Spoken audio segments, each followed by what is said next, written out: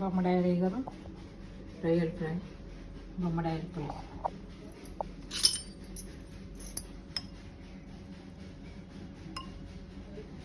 బొమ్మడాయలు బెండకాయ పులుసు,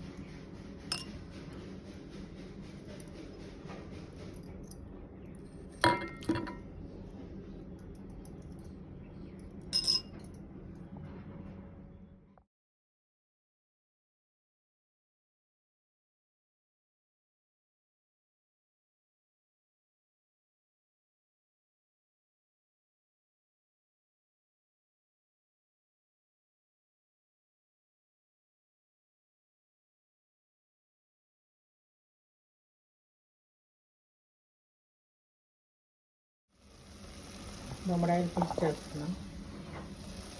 onion mix చేసుకొని, ఆనియన్ టమాటా మిక్స్ చేసుకొని ఆయిల్ వేసుకుని అందులో మెంతులు వేగిన తర్వాత ఆనియన్ పేస్ట్ వేసి అది బాగా వేగాక ఇందులో పచ్చిమిర్చి వేసి బాగా మగ్గిన తర్వాత ఉప్పు, కారం, పసుపు, అల్లం వెల్లుల్లి పేస్ట్ వేస్తాం.